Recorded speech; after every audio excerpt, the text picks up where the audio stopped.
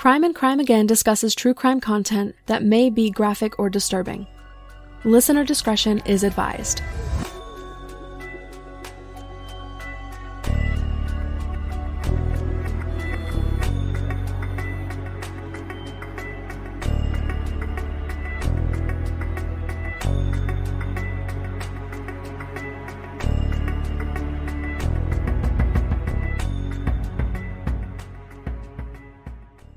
"31-year-old Ani Ashekian made her living in Toronto as a paralegal, running her own practice.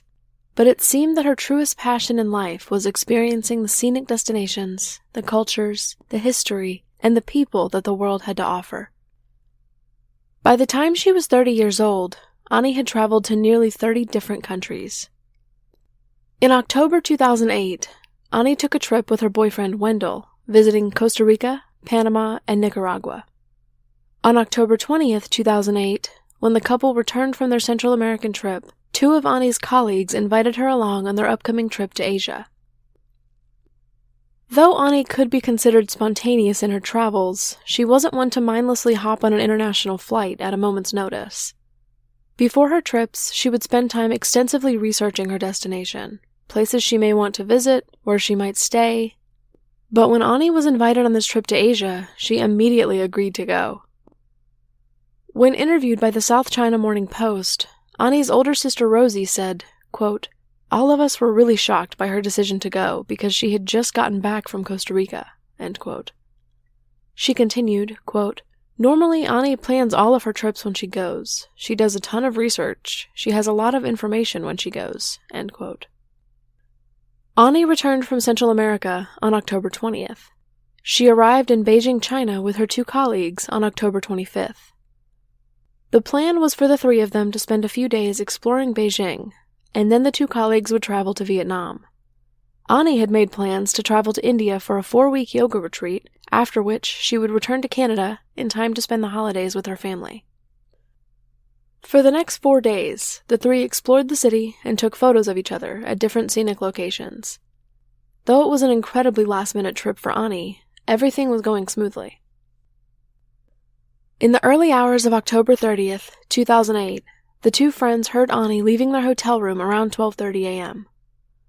For most, it would seem strange for someone to abruptly leave in the middle of the night with no notice, especially in a foreign country. But Ani was well known to be curious and adventurous. She loved exploring new places alone, and she was not inclined to schedule out every moment of her travels.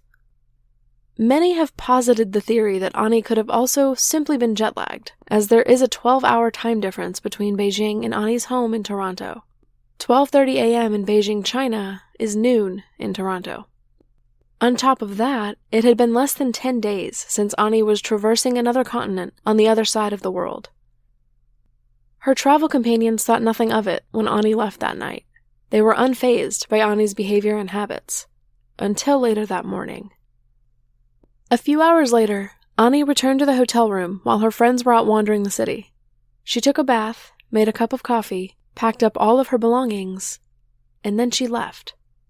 No text to her friends, no note, no goodbyes, and no sharing of her plans.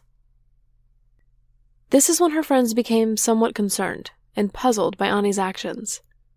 They couldn't pinpoint any reason why Ani would choose to leave without a word.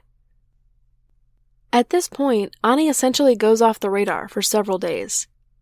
The only thing that is known about Ani's movements between October 30th and November 9th is that somewhere in the span of that 10 days, she traveled from Beijing to the city of Xi'an. The immigration department could find no record of Ani's departure from Beijing or her arrival in Xi'an, which means it's likely that she made the trip by train, which would have taken about 13 hours. The only confirmation that Ani had ever arrived in Xi'an was a flight that she took from Xi'an to Hong Kong on November 9th, 2008. A witness placed Ani at Chungking Mansions on November 10th. Chungking Mansions is actually one towering 17-story building in Kowloon, Hong Kong. The building houses numerous businesses, including small shops and restaurants. One of the biggest reasons why someone may visit Chungking Mansions is to find accommodations on their travels. The building contains more than 1,900 separate guest rooms, complete with 1 or 2 beds, a TV, and a tiny bathroom and shower. It's a rather popular choice for travelers on a budget. Chungking Mansions does, however, have somewhat of a reputation. Many consider it to be a high-risk location when it comes to crime. On the night of November 10th, and in the early hours of November 11th, surveillance cameras captured Ani at the Causeway Bay MTR station, about 20 minutes away from Chungking Mansions. In the footage, Ani is seen at an ATM, where she withdraws 2,800 Hong Kong dollars in 2 separate transactions. At the time, that would be equivalent to about 470 Canadian dollars. Based on what those who live in or have traveled to Hong Kong have said, what she withdrew is not an excessive amount of money. It's a pretty typical amount for someone who is visiting Hong Kong and may need money for hotel accommodations, food, and just casual spending money. In the CCTV footage, Ani appears to be acting quite normally. She's calm, there's purpose in her actions, but not panic. This was the last confirmed sighting of Ani Ashekian. Later that day, around 8:30 a.m. on November 11th, 2008, Ani sent a text message to her sister, wishing her 2-year-old niece a happy birthday. That was the last message sent from Ani's phone. All email correspondence from Ani had stopped on November 5th. The lack of communication with Ani was initially not of concern to her family, boyfriend, or friends. It was typical of Ani to go several days without contacting anyone while she was traveling. For almost 3 weeks, Ani's family assumed that she had been in contact with her boyfriend Wendell, and Wendell had assumed that Ani had been in contact with her family. When Wendell and Ani's family finally communicated with one another, they realized that no one had heard from Ani in almost a month. Immediately, her family contacted their local police, who in turn were required to reach out to the Foreign Affairs Department due to the fact that Ani was being reported missing while traveling abroad, and not in her home country. The Foreign Affairs Department contacted Hong Kong police, who filed the missing persons report for Ani Ashekian on December 9th, 2008. Before she arrived in Beijing with her colleagues, Ani had made plans to travel from China to India for a 4-week yoga retreat. She then intended to return to Canada to spend the holidays with her family. Ani was scheduled to fly from India back home to Toronto on December 15th, 2008. She never boarded the flight. The immigration department found no record that Ani had ever even applied for a visa for her travels to India.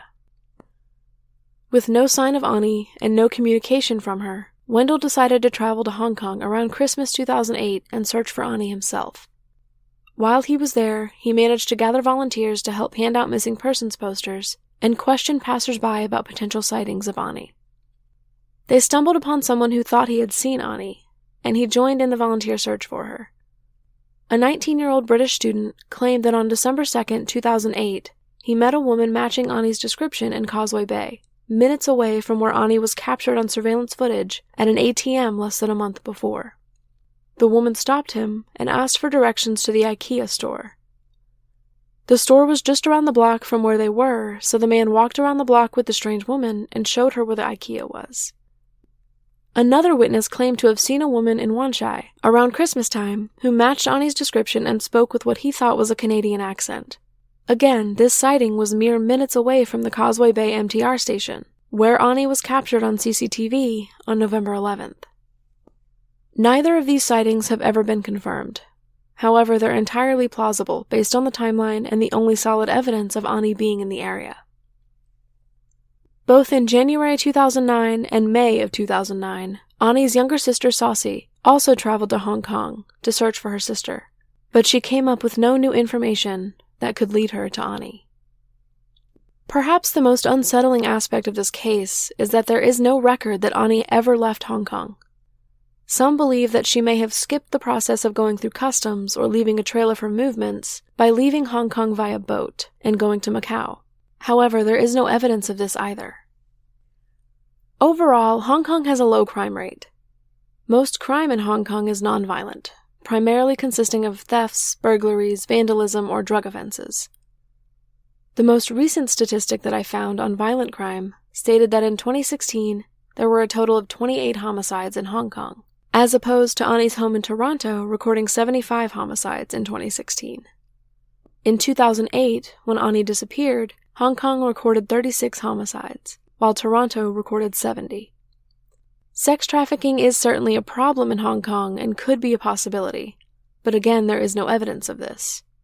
Truthfully, there's no evidence of anything in Ani's case. The Hong Kong police website still lists Ani on their missing persons page, with her date of last contact listed as November 10th, 2008. In January 2009, Ani's family offered a reward of 8,000 Canadian dollars for information leading to Ani's whereabouts. By the end of that month, an anonymous donor doubled that reward. By November 2009, the reward had been increased to about 26,000 Canadian dollars.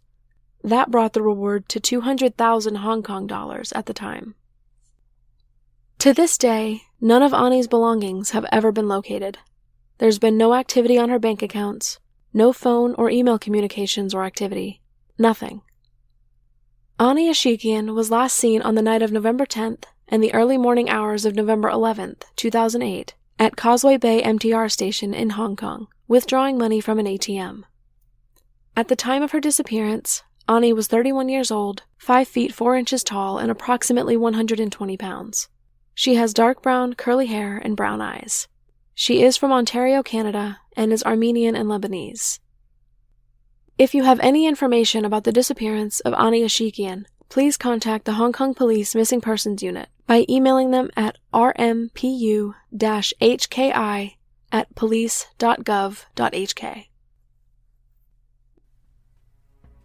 If you enjoy the show, please do consider leaving a rating and a review on Apple Podcasts, as it really helps out with the visibility of the show. If you don't listen on Apple Podcasts but you would still like to leave a review, you can do that on Podchaser by searching Crime and Crime Again. I will also link it in the show notes. If you'd like to show monetary support for the show, you can do so on Buy Me a Coffee, where you can make a one-time donation less than the price of 1 cup of coffee. I will also leave that link in the show notes. You can follow the podcast on Twitter at CrimeAgainPod, Instagram at CrimeAgainPodcast, on Facebook, Crime and Crime Again Podcast, and on TikTok at Crime Again Podcast. There is also a Facebook discussion group, which I will link in the show notes. Thank you so much for listening, and I'll see you in the next episode of Crime and Crime Again.